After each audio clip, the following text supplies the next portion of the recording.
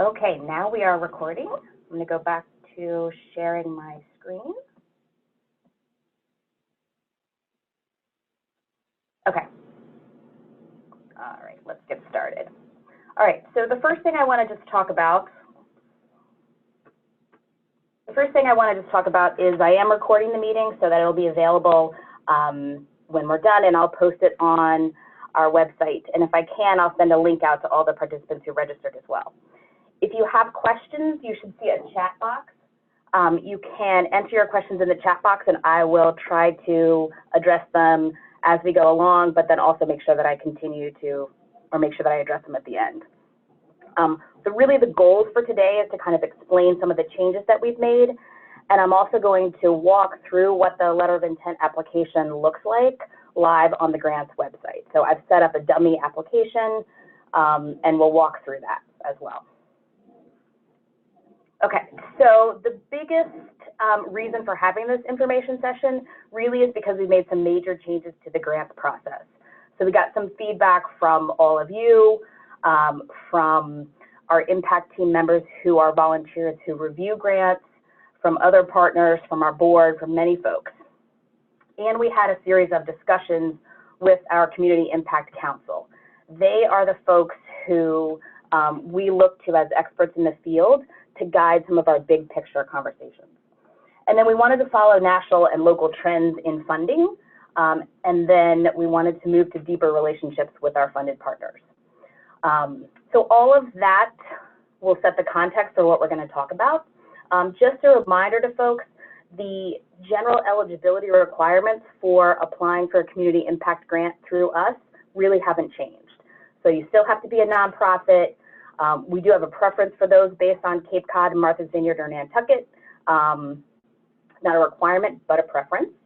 You must serve one of those three areas, and we do allow for capital projects to have funding requests.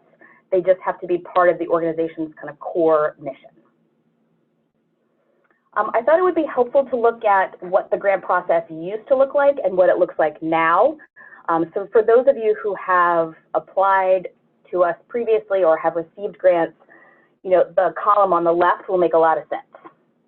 The column on the right is really a highlight of what's different. So what you'll see is we're moving to a 2-year funding cycle.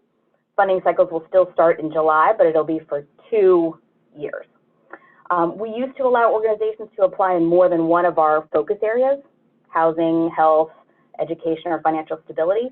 We're limiting organizations to one application period. We'll still work within the results framework to make our funding decisions, but there used to be a number of different strategies underneath each one of our focus areas. We've limited those strategies, and I'll show you more specifically what that looks like in a minute. We've switched a little bit in the way that we've identified what the needs are and what our funding priorities will be. We're going to do that based on community data and community needs versus organizations applying based on what they need funds for their programs. We're going to also change the way we do site visits. For those of you who have been funded partners, you'll know that we do site visits usually in the first quarter of our funding cycle. We're going to do those throughout the year, but that won't start until July of 2020. We're also going to be moving to a quarterly reporting process. Don't worry. This is just going to be a chart, basically, that asks you to, in each quarter, identify your progress toward your goals. It's going to be very brief, and there's not going to be a narrative portion to it. We're also going to provide you the qualitative measures. So essentially, that just means we're going to say, hey, we want you to measure, how many of this activity or how many people you're serving. And then the biggest other change, other than the 2-year funding cycle, is that we're going to move to desired community outcomes. And so those are outcomes that we've identified based on data for the 4 areas that we provide funding in. This is our results framework. As I mentioned, this is what guides our funding decisions. This is what it used to look like. So you see that the circles in red are what the new strategies are. So the key thing that I would highlight in this slide is that we've really kind of taken off a focus on specific populations and kind of integrated those into the other strategies. This is what the framework looks like currently. So that's just this without just what's in what was red circled before. This is also on our website as well. Okay, let me go a little more specific. So we've talked about what's different. Let me go a little bit more specific into what the grants process looks like. And much of this is the same if you've participated in our grants process last year.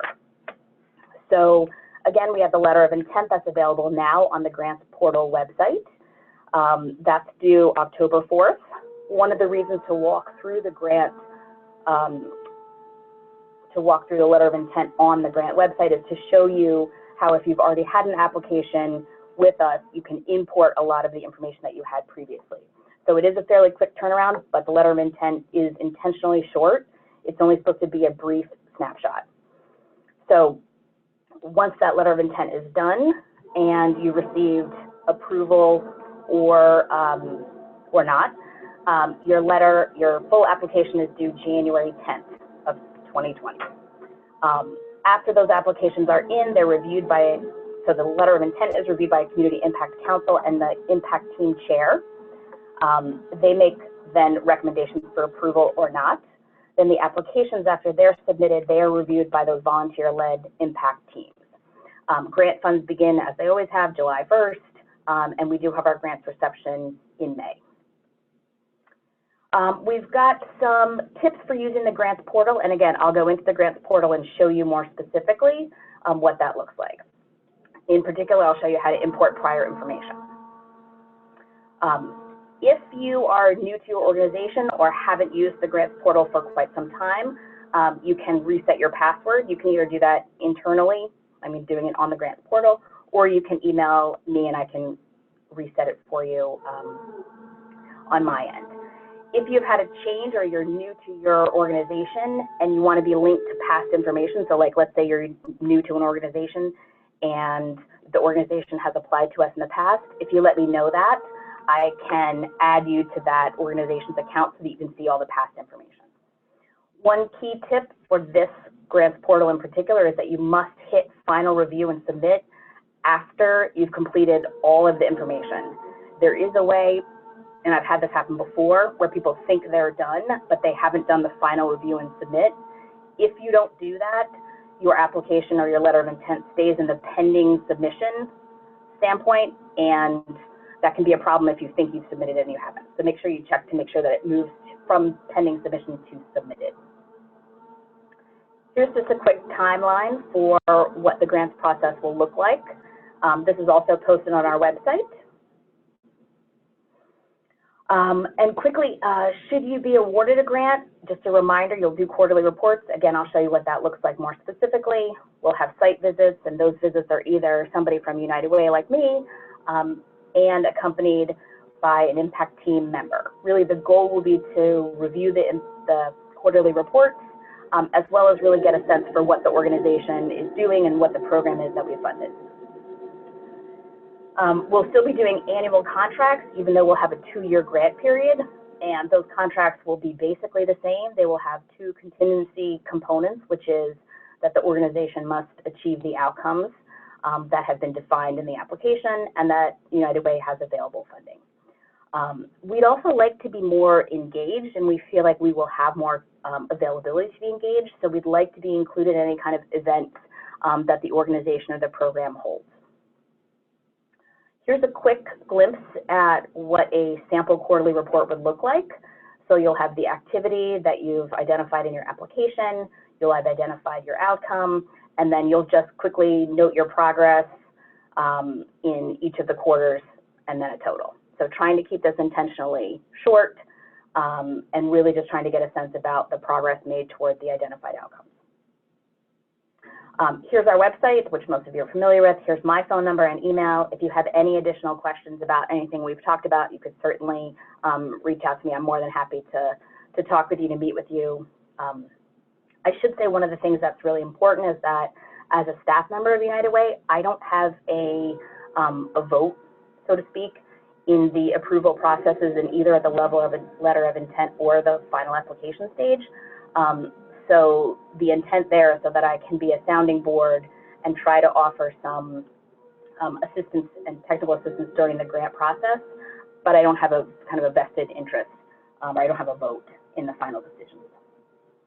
I am going to, so I have some, I'll send everybody the PowerPoint. I have some screenshots at the end in case you aren't able to kind of follow along as I continue. We're going to go to the grants portal right now. So I'm going to stop this share. I'm going to take a look. It doesn't look like anybody has any questions so far, so I'll hope that means everything is fairly clear. All right, let's go into grant portal. Okay, so like I said, I have created a dummy application, for lack of a better word. So you'll be able to see what I see. As the administrator, I see a different view if I go in as administrator. So I'll go in as my fake account, if you will, and you will be able to see. All right, so here's your landing page. And in order to see the letter of intent where it is, if you haven't found it already, and I know that some of you have, you can just click on View All Grants. That will bring you right to the letter of intent. This is a dummy application, I've already started my application, but over here will be a begin application if you haven't started it yet. You can always click on the View More, and that just shows you a more detailed description of what the letter of intent is. If I click on Continue with my application, this is what you will see. And here in particular is where I want to highlight a couple of things. One is, if you haven't already learned this, don't use the back arrows for kind of the internet as a whole. Those don't work with this platform for some reason. The second thing I want to show you is the deadline for submission is always at the top. It's always on any of the pages that you'll have as you move through the application. Like I said before, if you have done a letter of intent previously and you'd like to import the information that you have done previously, you can import responses from existing applications.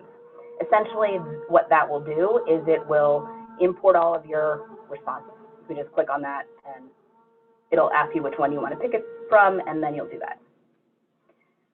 It imports all of the information for questions that are the same between applications. So essentially, it should be all of the cover letter and some of the narrative portion. Some you will have the ability to edit anything that you've imported, and there will be at least one question that you'll have to kind of craft that response yourself.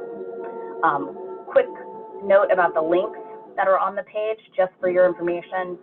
There's a scoring rubric which shows how we score the letter of intent with the Community Impact Council member and the chair of the impact team.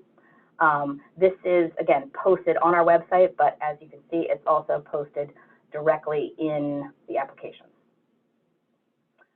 The second one is a longer discussion and more information about those desired community outcomes I talked about. So we'll kind of walk through those a little bit right now. So just as an example, when you look at this document, you'll see the goal for the education focus area is improving educational success.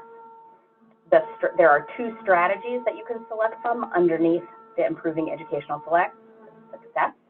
You can select expand quality out-of-school programming, or you can select build social and emotional language skills. So, there's a paragraph context about what the regional need is and how we determined what our desired community outcomes are. A little sentence about an example of the regional response that we may be participating in, and then your desired community outcomes. And again, these are very broad aspirational statements, but what it does is when there's multiple programs that select particular or the same desired community outcomes, it lets us be able to report out on that in a different, more effective way. You can select more than one desired community outcome, but you don't have to. You have to at least select one. And I'll show you how you do that in your application. Okay, so let's go to the cover letter real quickly. This is the basic demographic information. Again, if you've imported it and nothing's changed, it'll be the same as it was before. So when you go down there, it has all your basic information. This is the place where you're going to select your desired community outcomes and where you're going to identify what focus area and what strategy you're working Again, there's the scoring rubric in case you need it. So let's pretend in this example that I'm going to select education is the focus area that I'm going to be requesting funding in. The strategy, one of those two I showed you earlier, is either expand out of quality programming or build social emotional language skills. You should select a strategy that matches your focus area. So I wouldn't want to select education and select one of these strategies that has to do with another focus area. Okay, so I've selected my focus area, I've selected my strategy, and then here's where we come down, and you'll be able to select your desired community outcome. So as I mentioned, these are all linked questions, so the only community outcomes you're going to see are the ones associated with the strategy out of school programming that you clicked on before. Again, you'll also see that this little red arrow means this question is required, so you must select one. You do have the opportunity, as you'll see below, to select 2 additional desired community outcomes, but you don't have to. So let's say you want to increase educational enrichment, and let's say you want to do one other one, reduce risky behaviors. So you've done those and you've selected that. We're not going to select a third one. And then again, you just put in your basic information about the program. One of the differences, because this is 2-year funding, is we have added a question about what's the cost of the program overall, and then what's the cost for year 1. What's your request? Is there a cost for the program that you'll include? What's the cost for year 2? What your request is from United Way as well. So you can identify that the cost for the program might be different in each one of the years, and your requests may be different numbers for year 1 and year 2. And again, what I would say is you request what your organization needs, and our impact team members will do the best they can to get as close as we possibly can to your desired amount. Again, organizational information, that's going to be your basic demographic information. If you have received prior funding from us, you'll list that there. Only go back maybe 5 years. We just kind of want to get a sense for how long of a partner you've been with us. You'll select your geographic region, do your mission statement, and a program abstract that we may use in our published materials. Again, you'll sign it, and you can save, still do more edits. You can save and return to the dashboard, or if you return to the dashboard, none of the changes you made will save. Okay, so we return to the dashboard. We made some changes by selecting those desired community outcomes, the strategy, and the focus area. So you'll see that the cover letter is 100% completed. In the narrative portion, again, you can import information. This, I think, is fairly straightforward. There's only 4 questions in this portion. If you can, it's great to identify, like in question 2, whether you're answering question A or question B, just helps it, or question C. It just helps it become a little more clear to the reviewers. And again, this question is going to be about how is the program working to achieve the desired community outcome you selected in the cover letter, and then kind of why you expect the program to be successful. Could be that it's an evidence-based program, could be that you run it for multiple years, whatever the reason is. And then a quick question about funding request and justification. Again, how are you going to use the funds that you're requesting? And if there are different amounts in year 1 and year 2 that you identified in the cover letter, just give us a quick sense about why that is. Again, you can save it, submit it, return to dashboard without saving it, or you can save and return. Okay. This is the review and the final review and submit button. As you'll see, I haven't done that yet, so my application is going to be still in pending status. So if I want to do the final review, it'll prompt you one more time. You're absolutely sure, because you cannot make any changes after you do that. So you can continue with the review, which basically is the final review and submission, or you can cancel. Okay, then you have to click up here to submit it, and click up there to submit it. Let's say I submit it. Okay.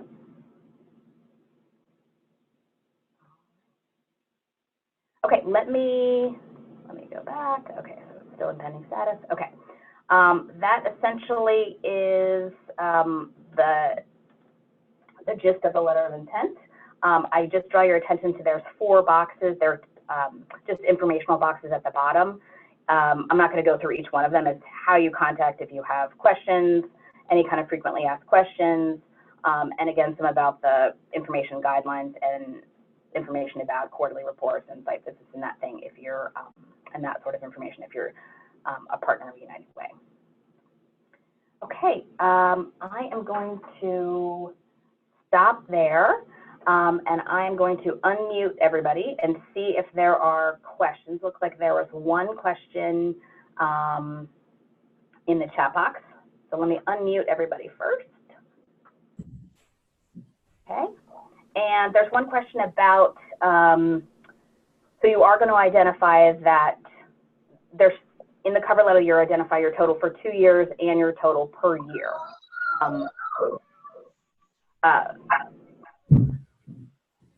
The question is, how does that impact a request? And because funding is now 2 years, is there expected metrics and growth? Maybe I'll just mute everybody again if you want, and we can just continue to use the chat box. So how does a different in the amounts requested impact, let me get back to the question, impact a request? You know, I don't think that really has changed. Organizations should ask for what they believe they need, and for those of you who've received funding before us, from us before, we attempt to do full funding. Given our own funding constraints, that's not always possible. But I don't see, if you ask for 2 different amounts or the same amount over 2 years, I don't think that's going to impact the request. I don't think there's new metrics in terms of growth projected. I think we want to see progress toward the results-based accountability questions that you'll be answering in the full application. So in other words, one of the results-based accountability questions is around the quantity of individuals you'll serve or services provided. We would want to see growth in that toward your overall goal over the 4 quarters. Okay, a question about, let's see, if this all applies to after-school programming and Saturday programming in addition to summer camp. So yes, I mean, we do provide some funding for after-school programming and Saturday programming and summer camps, and as long as the organization can select, you know, fits in with our new framework, including the desired community outcomes, that should be fine. That should be fine. You may apply with a fiscal agent. That's fine. That fiscal agent obviously just has to meet our eligibility criteria in terms of being a nonprofit. Our goal is to make about $500,000 available for funding each year. Let's see. Yes, so the funding amounts stay the same.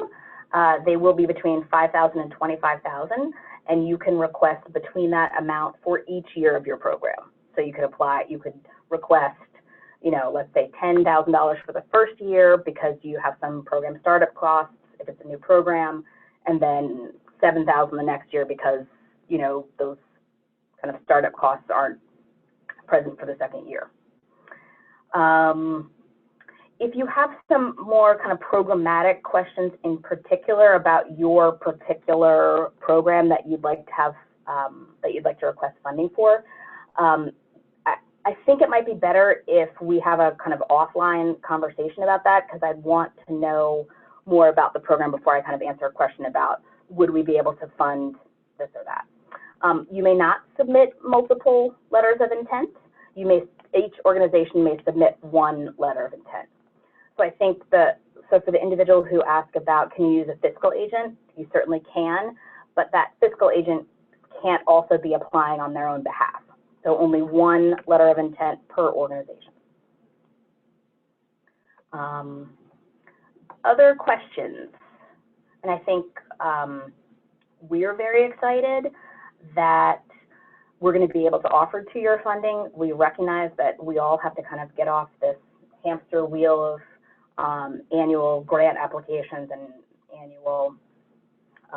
annual grants. We recognize, and we heard from a lot of organizations that, you know, it's hard to both balance writing all these grant applications and managing programs. So we're trying to give you a little bit of a reprieve for that.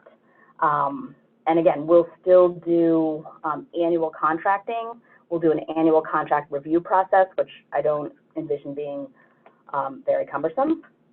But we're really excited about that. And the desired community outcomes, it's really been important to us to really understand what the needs and challenges are in our area, and to really be able to try to focus our funding on programs that we think will have the most impact on those desired community outcomes.